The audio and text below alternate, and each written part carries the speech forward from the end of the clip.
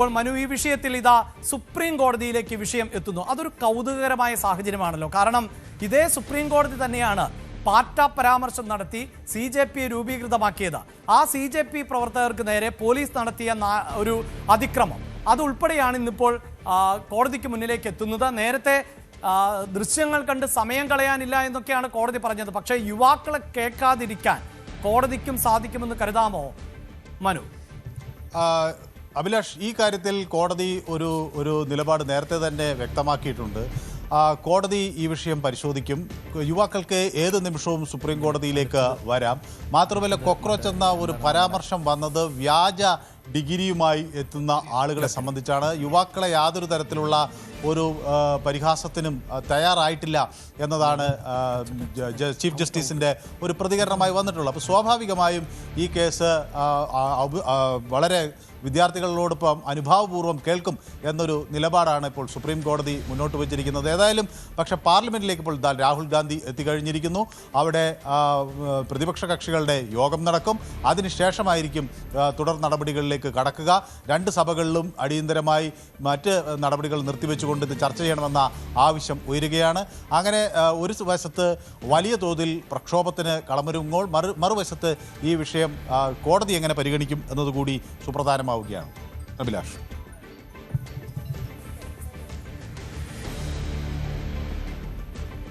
Yes, Manu ഭരത്താണ് വാർത്തയുടെ വിശദാംശങ്ങൾ നൽകിയത്. അതായത് സുപ്രീം കോടതിയിലേക്ക് അടക്കം വിഷയം എത്തുന്ന ഒരു പശ്ചാത്തലം ആണ് ഉള്ളത്. ആ ഒരു പശ്ചാത്തലത്തിൽ നേരത്തെ കോടതിയുടെ പരാമർശത്തിൽ നിന്നായിരുന്നു ഇങ്ങനെ ഒരു മൂവ്മെന്റ് ആരംഭിച്ചത്.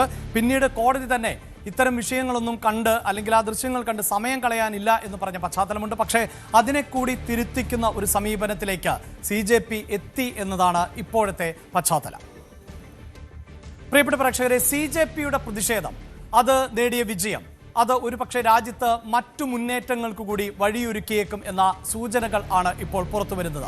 മാത്രവുമല്ല, ഈ സമരത്തിന്റെ വിജയത്തിന് ശേഷം സമരനായകൻ കൂടിയായിട്ടുള്ള അഭിജിത്ത് ദീപ്കെ സൂചിപ്പിച്ചത് ഇത് ജനാധിപത്യത്തിന്റെ പുലരിയാണ്. യുവാക്കൾ ഒരുമിച്ചാൽ അവർക്ക് പലതും ചെയ്യാൻ സാധിക്കും എന്നതിന്റെ തെളിവാണ്.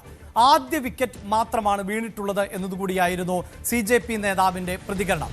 ഇപ്പോഴിതാ CJPയുടെ മാതൃകയിൽ, അതായത് കോക്രോച്ച് ജനതാ പാർട്ടിയുടെ മാതൃകയിൽ മറ്റൊരു കൂട്ടായ്മ രൂപപ്പെടുമ്പോൾ ധർമ്മേന്ദ്ര പ്രധാന് പിന്നാലെ അടുത്തത് നിതിൻ ഗഡ്കരിയോ എന്ന ചോദ്യം ആണ് ഇപ്പോൾ ഉയരുന്നത്.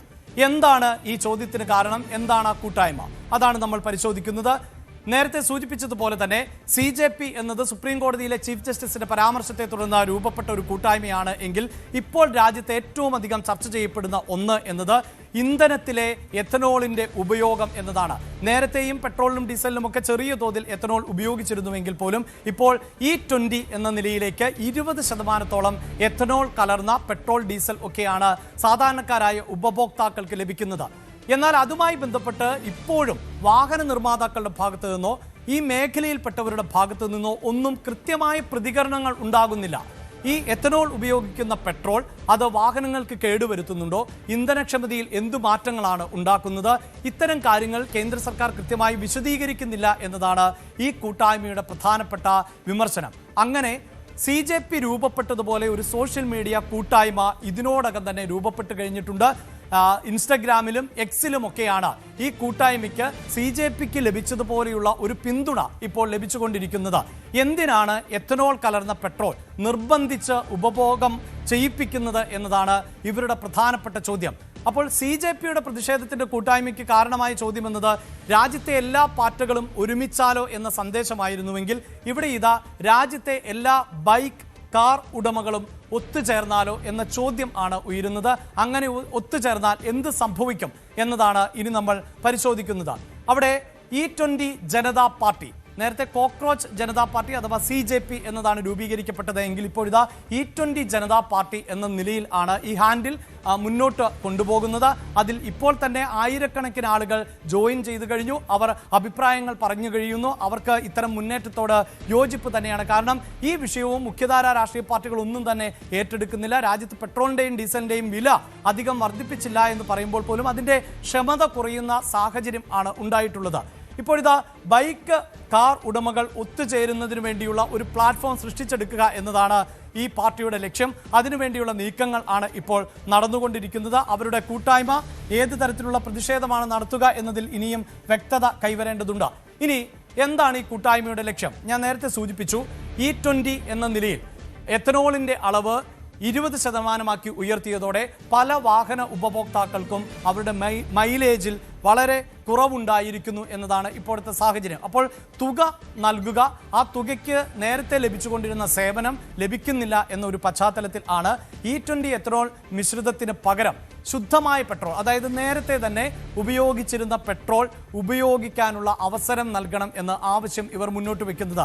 ഇപ്പോൾ പല പെട്രോൾ പമ്പുകളിലും ചെല്ലുമ്പോൾ അങ്ങനെ പെട്രോൾ ലഭ്യമല്ല. വിതരണക്കാർ എത്തനോൾ കലർത്തിയ പെട്രോളും ഡീസലും മാത്രമേ നൽകുന്നുള്ളൂ. അതുകൊണ്ട് മറ്റൊരു ഓപ്ഷനും ഇല്ല എന്നാണ് നമ്മുടെ സംസ്ഥാനത്തെ അടക്കം നിരവധിയായ പെട്രോൾ പമ്പുകളിൽ നിന്ന് അതിൻ്റെ അധികൃതർ പ്രതികരിക്കാറുള്ളത്. അത് മാറ്റണം എന്നതാണ് ആവശ്യം. എന്താണ് ഈ E20 ജനതാ പാർട്ടി എന്നതാണ് നേരത്തെ സൂചിപ്പിച്ചതുപോലെ സോഷ്യൽ മീഡിയയിലെ ഒരു കൂട്ടായ്മയാണ്. അവർ പറയുന്നത് ഇതിന് പ്രത്യേകിച്ച് ഒരു രാഷ്ട്രീയവുമില്ല. കാലങ്ങളായി നമ്മുടെ രാജ്യത്തെ ഉപഭോക്താക്കൾ വഞ്ചിക്കപ്പെടുകയാണ്. ഏതൊക്കെ സർക്കാരുകൾ നിലവിൽ വന്നാലും അവരുടെ അവകാശങ്ങൾക്ക് വേണ്ടി പോരാടാൻ ഈ മുഖ്യധാര രാഷ്ട്രീയ പാർട്ടികളൊന്നും തയ്യാറാകുന്നില്ല. അതുകൊണ്ട് തന്നെ ഉപഭോക്തൃ അവകാശങ്ങളെക്കുറിച്ച് ജനങ്ങളെ ബോധവാന്മാരാക്കുക, അതിൻ്റെ അടിസ്ഥാനത്തിലുള്ള പ്രതിഷേധങ്ങൾ നടത്തുക, ഇത്തരം കൂട്ടായ്മകളിലൂടെ ഭരണകൂടത്തിന്റെ കണ്ണു തുറപ്പിക്കുക, അതുമാത്രമാണ് ലക്ഷ്യം എന്നതാണ് ഈ E20 ജനതാ പാർട്ടി ഇപ്പോൾ പറഞ്ഞു വെക്കുന്നത്. കൂടുതൽ വാർത്തകൾക്ക് News 18 Keralam YouTube channel subscribe ചെയ്യുക.